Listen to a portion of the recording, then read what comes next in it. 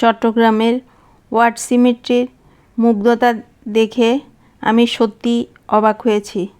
আসসালামু আলাইকুম, সবাই কেমন আছেন? আশা করি সবাই ভালো আছেন। নতুন আরেকটা ব্লগে সবাইকে আমার চ্যানেলে ওয়েলকাম করছি। এই যে আমি এখানে ফুড ডেলিভারি দেওয়ার জন্য সব রেডি করে ডেলিভারি দিয়ে দিয়েছি। তারপর আমার গাছের যে কুমড়া পাতা ছিল, কুমড়া পাতা যে কয়েকটা আগা ছিল ওগুলো আমি সুন্দর করে কুচি করে কেটে নিয়েছি এবং এর সাথে দিয়ে দিয়েছি একটা আলু কুচি করে। তারপর মাছ ভাজি করে নিয়েছি।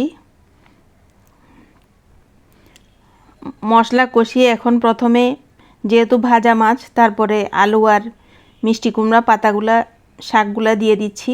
এগুলো ভালো করে কষানো হয়ে গেলে তারপর মাছ দিয়ে সামান্য পরিমাণ ঝোলের পানি দিয়ে দিব। এখানের সাথে আমি একসাথে ধনে পাতাও দিয়ে দিয়েছি। কে কে এরকম করে কুচি করে আলু কুচি করে শাক দিয়ে খেয়েছেন কমেন্ট করে জানাবেন। রান্নাটা তাড়াহুড়ো করে করছিলাম, তারপর অন্যান্য রান্না তো করে নিয়েছি। যেহেতু একটু রান্না শেষ করে বাইরে যাব, দেখা যায় বেশিরভাগ দিন আমি দুপুরবেলা লাঞ্চ করি না। রান্না শেষ করে কোনো কাজ থাকলে কাজে বের হয়ে যাই, বের হলে আর লাঞ্চ করা হয় না। দুপুরের লাঞ্চটা আমি অ্যাভয়েড করতে চেষ্টা করি। রাতের বেলা ডিনার না করলে ঘুম আসে না, তাই বাধ্য হয়ে ডিনারটা করতে হয়। এই যে আমার কষানো হয়ে গিয়েছে। তারপর এই কষানো আলু আর কুমড়া শাকের মধ্যে মাছগুলো দিয়ে দিয়েছি, দিয়ে পরিমাণ মতো ঝোলের পানি দিয়ে রান্নাটা করে নামিয়ে নিব। এটা সামুদ্রিক বাগট মাছ বলে। এটাকে কে কী মাছ নামে চিনেন জানি না। এগুলা 4টা মাছে 1 কেজি হয়েছিল। একটা ছিল তাই এটা রান্না করে নিয়েছি যে একবেলা খাওয়া যাবে। তারপর দুপুরবেলা আমি বের হয়ে গিয়েছিলাম চট্টগ্রামের ওয়ার্ড সিমেট্রি, যেটা প্রথমেই বলেছিলাম। এখানে ওয়ার্ড সিমেট্রি ঢুকার পথেই একজন বয়স্ক চাচা বিভিন্ন রকমের আচার বিক্রি করছিল। আমি ওনার কাছ থেকে 20 টাকার চালতার আচার নিয়ে ওয়ার্ড সিমেট্রির ভিতরে ঢুকে গেলাম। অনেক আগে আমি ওয়ার্ড সিমেট্রিতে গিয়েছিলাম। ওয়ার্ড সিমেট্রির ভিতরে ঢুকে ওখানের সৌন্দর্য দেখে, পরিবেশ দেখে আমি অনেক মুগ্ধ হয়ে গিয়েছি। এত সুন্দর, পরিষ্কার পরিচ্ছন্ন, শান্ত শিষ্ট স্নিগ্ধ পরিবেশ। এখানে অনেক স্টুডেন্ট থাকে, অনেক গার্জিয়ানরা থাকে। আমি এখানে বেশ কিছুক্ষণ সময় বসে চারিদিকে ঘুরে বিভিন্ন ভিডিও ফুটেজ নিচ্ছিলাম। এখানে চারিদিকে ঘুরে ঘুরে তখন আমি যখন ঢুকেছিলাম তখন 2:30টার মতো বাজে। ওই সময় বেশ রোদ ছিল, কিন্তু পরিবেশটা যে এত সুন্দর ছিল, এত সুন্দর পরিবেশ আসলে আপনার কি আর ভয়েস দিব আর কি কথা বলবো। শুধু চারিদিকে তাকিয়ে তাকিয়ে দেখছিলাম আর আপনাদের সাথে শেয়ার করছি। এখানে আমি এটার পুরানো ইতিহাস বা এটার পিছনে কি কাহিনী আছে এটা আমার আসলে সঠিক জানা নাই।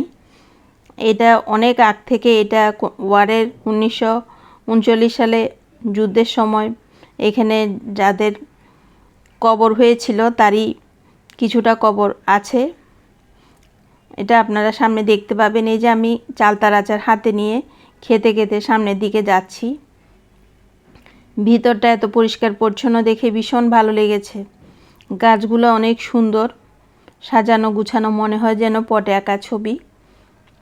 অনেক দিন শহরের ভিতরে এত সুন্দর পরিবেশ আসলে দেখা হয়নি, এত পরিষ্কার পরিচ্ছন্ন আর খুব সুন্দর ঠান্ডা বাতাস। যেহেতু হালকা হালকা শীত পড়ছে, এইসব জায়গায় আসলে 1-2 ঘন্টা বসে থাকলেও মানুষের বিরক্ত লাগবে না, মনটা অনেক ভালো হয়ে যাবে। এখন থেকে ভাবছি যেহেতু এটা চট্টগ্রাম শহরের ভিতরে কাছাকাছি, যে কোনো সময় মন চাইলেই গিয়ে ঘুরে আসব বা কিছুক্ষণ সময় কাটিয়ে আসব। এখানে ঢুকতে কোনো টিকিট লাগে না, এমনিতে যে কোনো কেউ চাইলে ঢুকতে পারে। এখানে অনেকগুলো কবর আছে, সামনে আপনারা দেখতে পাবেন, কিন্তু খুব সুন্দর করে এটা সাজিয়ে রেখেছে। আপনারা এর সৌন্দর্য উপভোগ করতে থাকেন। এর ফাঁকে আপনাদেরকে মনে করিয়ে দিতে চাই, যারা আমার ব্লগ নিয়মিত দেখেন বা সামনে দেখবেন বা পরে দেখবেন, একটা লাইক দিয়ে ব্লগটা কন্টিনিউ করবেন, আমার ব্লগটা স্কিপ করবেন না। আর যারা আমার চ্যানেলে নতুন ভিজিট করবেন তাদের প্রতি আমার অনুরোধ রইল আমার চ্যানেলটা সাবস্ক্রাইব করবেন। আমার ব্লগের কোনো অংশ যদি আপনাদের ভালো লাগে তাহলে ফ্রেন্ডস অ্যান্ড ফ্যামিলির সাথে শেয়ার করবেন। আর যারা আমার বন্ধু আছেন ইউটিউব জগতে কাজ করতে এসে, যাদেরকে আমি বন্ধু হিসাবে পেয়েছি, ওরা চাইলে আমার পিছনের দিকের ব্লগগুলো দেখতে পারেন। এখানে চট্টগ্রামের অনেক সুন্দর সুন্দর ব্লগ আছে, ঐতিহ্যবাহী ব্লগ, আপনারা চাইলে এগুলো দেখে নিতে পারেন।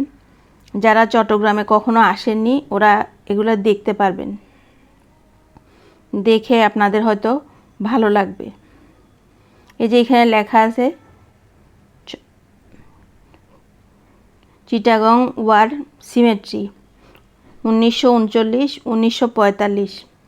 এটা আপনাদেরকে দেখানোর জন্য এই ভিডিও ফুটেজটা আমি নিয়েছি। এই গেটের ভিতরে কাউকে ঢুকতে দেয় না, এখানে ওরা এগুলা রক্ষণাবেক্ষণ করছে। এখানে অনেক কবর,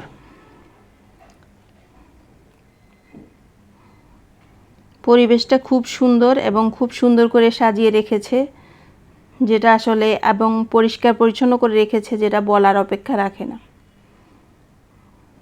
এটা হয়তো আরও সুন্দর করার জন্য ওরা এটার ভিতরে কাজ করছে। এখানে দাঁড়িয়ে, ওখানে অনেক স্টুডেন্ট ছিল, ওদেরকে বললাম আমার একটু ছবি তুলে দিতে, আমি কিছু ছবি তুলে নিয়েছি। আমি চালতার আচার খাচ্ছি, আমি জীবনে কখনো চালতার আচার খাইনি, প্রথমবারের মতো খেয়েছি। আমার যে এত ভালো লেগেছিল যেটা বলার অপেক্ষা রাখে না, বেশ মজা ছিল চালতার আচারটা। আমি গেটের ভিতরে ঢোকার সময় 20 টাকা চালতার আচার নিয়েছি, আবার যখন ওয়ার সিমেট্রি থেকে বের হয়ে গিয়েছে তখন আবার 20 টাকার চালতার আচার খেতে খেতে আমি বাসায় চলে এসেছি। আর সঙ্গে নিয়ে এসেছি আপনাদের জন্য এই সুন্দর দৃশ্য, যেটা মনোমুগ্ধকর। এখানের মধ্যে যে রোদের আলো পড়ে এই জিনিসটাকে, পরিবেশটাকে আরও বেশি সুন্দর করে তুলেছে, যা আসলে দেখে মানুষের মনটা ভরে যায়, বলে বোঝানো যায় না। আশা করি আমার আজকের ব্লগটা আপনাদের ভালো লাগছে, এত সুন্দর একটা পরিবেশ। এই যে অনেক মানুষ এখানে বসে আছে, অনেক স্টুডেন্ট আছে, অনেক বয়স্ক মানুষও আছে, ওদেরকে দেখলাম বসে আছে। আমি বেশ কিছু ছবি তুলেছি। আশা করি এনজয় করেছেন। আবার দেখা হবে নেক্সট ব্লগে। সেই পর্যন্ত সবাই ভালো থাকবেন। আল্লাহ হাফেজ। আসসালামু আলাইকুম।